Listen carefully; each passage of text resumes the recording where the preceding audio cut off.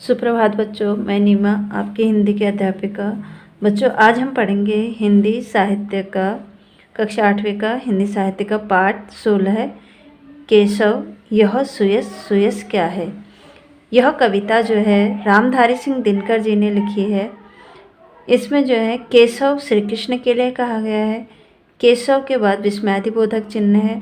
तो यह सुयस सुयस क्या है। यहाँ पर प्रश्न पूछा जा रहा है कि सुयस यानी सुकीर्ति बोलते हैं, जिसकी प्रसिद्धि। यह प्रसिद्धि क्या प्रसिद्धि है, ये श्री कृष्ण से प्रश्न किया जा रहा है। तो यह कविता जो है रामधारी सिंह दिनकर जी ने लिखी है। इस कविता में रामधारी सिंह दिनकर जी का एक प्रसिद्ध खंड काव्य है रश्मि रथी, जिसका कि एक अंश मात्र है उस रश्मि रथी का। यहाँ पे जो है कर्ण और कृष्ण की बातचीत हो रही है, यानी संवाद हो रहा है, जिसमें जब महाभारत का युद्ध होता है तो उस समय कर्ण जो होता है, आपको पता ही होगा कि कर्ण जो है कुंती पुत्र होता है, जिसको कि लोक लाज के कारण कुंती जो है जन्म लेते ही क्या कर देती हैं, छोड़ देती हैं। और वो जो है एक नदी में बहते हुए किसी अधिरथ नामक व्यक्ति को मिल जाता है, जिसको राधे भी कहते हैं। इसलिए जो है कर्ण को क्या बोलते हैं, राधे भी बोलते हैं। अधिरथ जो है उसका नाम राधा होता है। अधिरथ और राधा दोनों को क्या करते हैं, दोनों को ये बच्चा मिल जाता है, यानी कर्ण मिलता है। तो वो उसका पालन पोषण करते हैं। लेकिन कर्ण को जो है पता नहीं होता है कि मैं कुंती पुत्र हूँ। और उन्हें जो है जब महाभारत का युद्ध होता है तो कृष्ण जो है उन्हें ये सब बताते हैं और कहते हैं कि तुम जो है दुर्योधन का साथ छोड़ दो और जो है युधिष्ठिर के तुम क्या हो, बड़े भाई हो या पांडवों के भ्राता हो, इसलिए तुम जो है अब पांडवों के साथ आ मिलो और युद्ध में जो है दुर्योधन को छोड़ दो। जब कृष्ण और कर्ण जो है ये संवाद करते हैं तो कृष्ण बोलते हैं कि तुम दुर्योधन को छोड़कर अपने भाई पांडवों के पास आ जाओ। तो कर्ण कृष्ण को उत्तर देते हैं कि मैं जो है कुल के नाम का सम्मान नहीं पाना चाहता हूँ।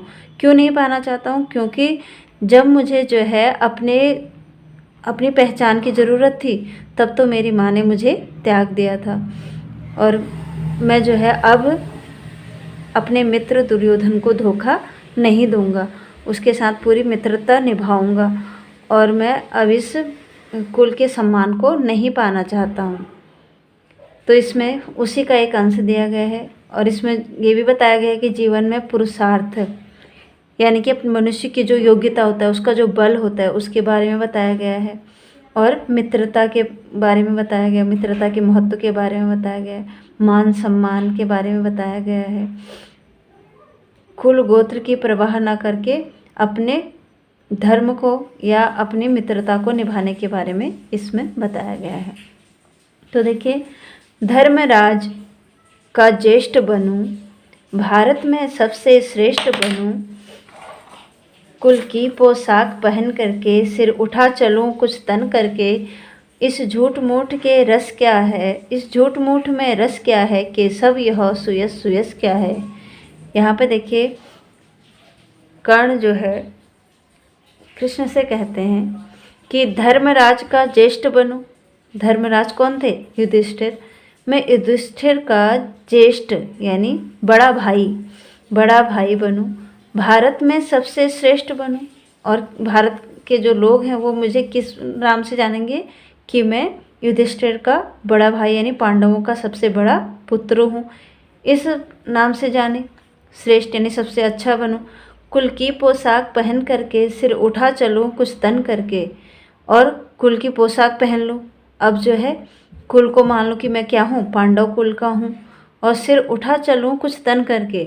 और मैं ये भी मान लूँ कि मैं जो है अब जो है अपना सिर उठा के चल सकता हूँ, क्योंकि जो मेरे को लोग सूत पुत्र कहते थे यानी अधिरथ का पुत्र कहते थे, और मुझे किसी को जो है अपने कुल की पहचान बताने की ज़रूरत पड़ती थी, तो अब जो है मुझे जो है पांडवों का कुल मिल जाएगा। इस झूठ मूठ में रस क्या है, भला मैं ये सब किसको बताऊंगा और कैसे बताऊंगा। यह झूठ मूठ का जो रस है, यानी झूठ मूठ के जो सम्मान है वो मुझे पसंद नहीं है, या मैं इस झूठ मूठ के सम्मान को नहीं पाना चाहता हूँ। केशव यह सुयस, सुयस क्या है? हे केशव यानी हे श्री कृष्ण, इस प्रकार के सुयस को यानी इस प्रकार की प्रसिद्धि को पाकर मैं क्या करूँगा कि मुझे जो है दूसरों को ये बताना पड़ेगा कि मैं क्या हूँ, इस कुल में मेरा जन्म हुआ है। अपनी झूठ मूठ की मुझे क्या बतानी पड़े, यानी इस प्रकार की मुझे अपनी पहचान बतानी पड़े। सिर पर कुलीनता का टीका, भीतर जीवन का रस फीका, अपना ना नाम जो ले सकते, परिचय ना तेज से दे सकते, ऐसे भी कुछ नर होते हैं, कुल को खाते और खोते हैं। सिर पर कुलीनता का टीका, कुलीनता आता है उच्च कुल के होने का भाव। मैं अपने सिर पर उच्च कुल के होने का भाव जो है, इस प्रकार का जो भाव है वो नहीं दिखा सकता। भीतर जीवन का रस पीकर मैं बता दूंगा दूसरे लोगों को कि मैं जो हूँ उच्च कुल यानी पांडव कुल में मेरा जन्म हुआ है, लेकिन जो मेरे भीतर में मेरे जीवन में जो जन्म से आज तक जो है मेरे जीवन में जो ये रस फीका है कि मैं क्या हूँ, एक सूतपुत्र हूँ, तो वह सब मैं कैसे सह सकता हूँ। अपना ना नाम जो ले सकते, यानी मैं अपना परिचय कैसे दे दूँ लोगों को कि मैं पहले सूतपुत्र था, अब जो है मेरी माँ ने मुझे इस तरीके से त्याग दिया था, ये सब मैं नहीं बता सकता।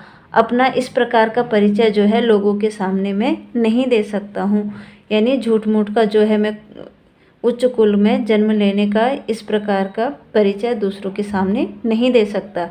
ऐसे भी कुछ नर होते हैं, कुल को खाते और खोते हैं।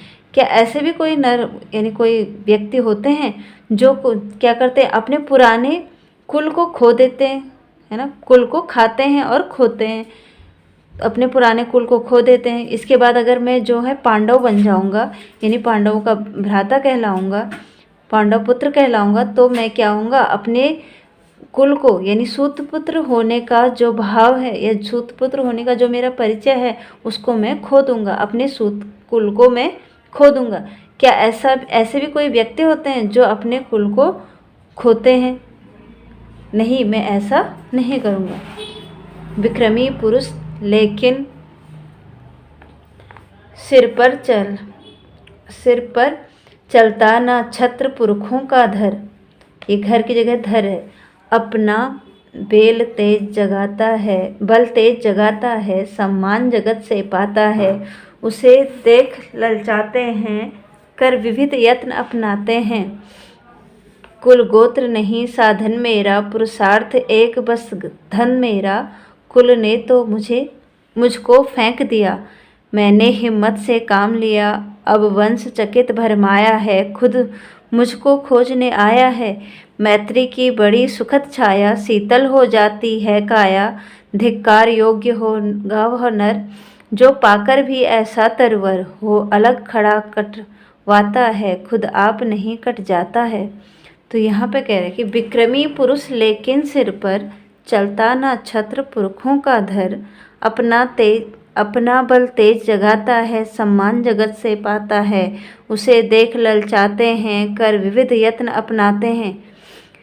विक्रमी यानी बलशाली वीर पुरुष, लेकिन सिर पर चलता ना छत्र पुरखों का धर, मैं ऐसा वीर पुरुष बनना चाहता हूँ या ऐसा वीर पुरुष कहलाना चाहता हूँ, ना कि अपने पूर्वजों का अपने ऊपर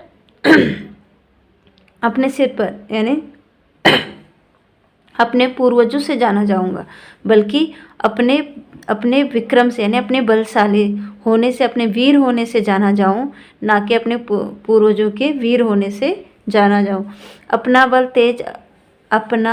तेज जगाता है, सम्मान जगत में पाता है, जो अपने बल के बलबूते पर जो है अपने कार्यों से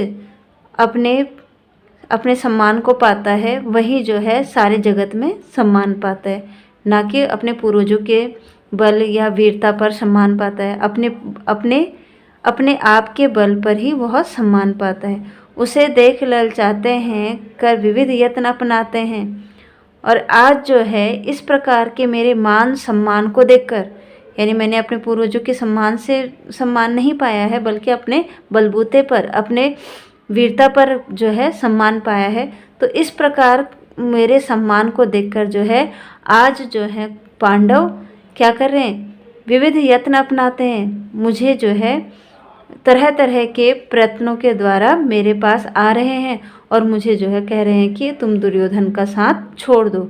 कुल गोत्र नहीं साधन मेरा, पुरुषार्थ एक बस धन मेरा, कुल ने तो मुझको फेंक दिया, मैंने हिम्मत से काम लिया, अब वंश चकित भरमाया है, खुद मुझको खोजने आया है।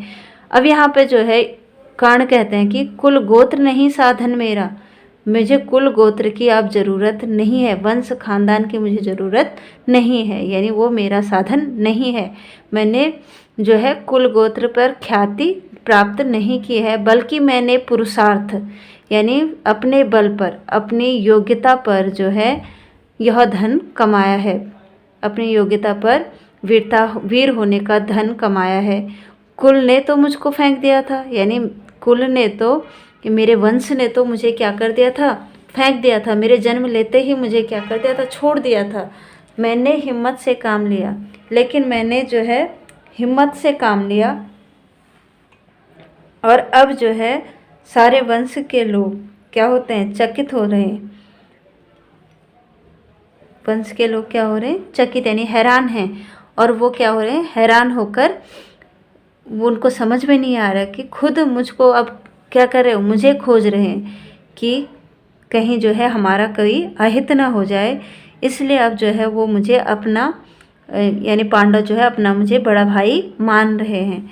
मैत्री की बड़ी सुखद छाया, शीतल हो जाती है काया, लेकिन जो मुझे मैत्री की छाया यानी मित्रता की छाया दुर्योधन से मिली है वो बहुत ही सुखद थी, क्योंकि जब मुझे पांडवों ने सूत पुत्र करके मेरा अपमान किया था, क्या होता है कि जब कर्ण जो है कर्ण को क्या कहते हैं, पांडवों को पता नहीं होता कि वो उनके बड़े भाई हैं, तो वो क्या करते हैं, उनको सूत पुत्र कहकर उनका मजाक उड़ाते हैं। तो कहते हैं यहाँ पे कर्ण की जब जो है पांडवों के द्वारा मुझे सूत पुत्र कहा गया, तो उस समय मुझे जो है दुर्योधन ने अपनी मित्रता का बड़ा ही सुखद अनुभव दिया, यानी बड़ा ही सुखद छाया दी और मुझे अपना मित्र बनाया। शीतल, वो छाया कैसी थी, कह रहे हैं बहुत ही सुख देने वाली, शीतल ठंडी थी, हो जाती है, यानी काया का होता है शरीर, और जिससे कि मेरी जो उस समय जो मुझे दुख हुआ था उसको बड़ी ही सुखद छाया मिली थी। धिक्कार योग्य होगा वह नर, जो पाकर भी ऐसा तरवर, धिक्कार है उस व्यक्ति पर जो ऐसे मित्र को पाकर भी, यानी दुर्योधन जैसे मित्र को पाकर भी जो है दूसरों क्या करेगा, ऐसे तरवर, यानी ऐसे तरवर का होता है पेड़, अर्थात पेड़, तो ऐसे योग्य मित्र को जो कि कैसा है, एक छाया देने वाले पेड़ की तरह है, उसको जो है त्याग देगा। हो अलग खड़ा कटवाता है, खुद आप नहीं कट जाता है, यानी अपने उस मित्र का अहित करेगा, क्या वो खुद अपने आप पहले अपने आप को जो है अपना अहित ना कर दे। तो यहाँ पे जो है कर्ण कहते हैं श्री कृष्ण से कि मुझे जो है दुर्योधन द्वारा जो मित्रता की सुखद छाया मिली है, शीतल छाया, ठंडी छाया मिली है, मुझे जो है उस छाया को नहीं खोना है, उस पेड़ को नहीं खोना है। अगर मैं ऐसा करता हूँ तो धिक्कार है मुझ पर, यानी मुझ पर क्या है, मुझे अपने आप पर धिक्कार है, और अगर मैंने ऐसा किया तो मैं अपने मित्र को कटवाने से पहले, यानी अपने मित्र को हानि पहुंचाने से पहले अपने आप को हानि पहुंचाना चाहूँगा। इसलिए हे केशव, मैं जो है पांडवों का बड़ा भाई यानी पांडवों के कुल को नहीं अपनाना चाहूँगा। इस प्रकार जो है कृष्ण और कर्ण का संवाद होता है रश्मिरथी में। रश्मिरथी का एक जो है एक छोटा सा अंश लिया गया है, किसके ऊपर, मित्रता के ऊपर, कि किस प्रकार जो है कर्ण ने दुर्योधन के साथ मित्रता निभाई। आज का यह पाठ हमारा यही समाप्त होता है। धन्यवाद।